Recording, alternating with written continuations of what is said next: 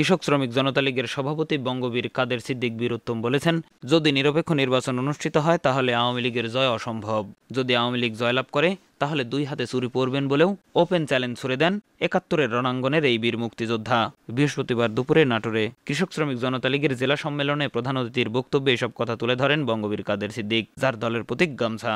এ সময় বিএনপিকে উদ্দেশ্য করে বঙ্গবীর বলেন, ধানের শীষেও অনেকটা পেটের বিষ। বনানীতে হাওয়া ভবন ছিল, সাধারণ মানুষ হাওয়া ভবনও চায় না, তুফান ভবনও চায় না, তারা শান্তিতে সম্মানের সাথে বসবাস করতে চায়। অপরদিকে এলজিআরডি মন্ত্রী খন্দকার মোশাররফ হোসেন বলেন, বাংলাদেশ অলরেডি মধ্যম আয়ের দেশে যাওয়ার জন্য 3টি ধাপ অর্জন করেছে। পৃথিবীর কোনো দেশ এই 3টি ধাপ অর্জন করতে পারেনি, বেশিরভাগই অর্জন করেছে 2টি ধাপ। মধ্যম আয়ের দেশ হওয়ার জন্য মাথাপিছু আয় $1270। বাংলাদেশের মাথাপিছু আয় বর্তমানে $1610। প্রতিটি সূচকে আমরা এগিয়ে আছি। এলজিআরডি মন্ত্রী বলেন, বিএনপির মহাসচিব মির্জা ফখরুল ইসলাম আলমগীর বলেছেন, আওয়ামী লীগ নির্বাচনে শতকরা 8 ভাগ ভোট পাবে। তাকে বলি, পাগলে কিনা কয় ছাগলে কিনা খায়। কে কি বলল সে কথা শুনতে আমরা রাজি না।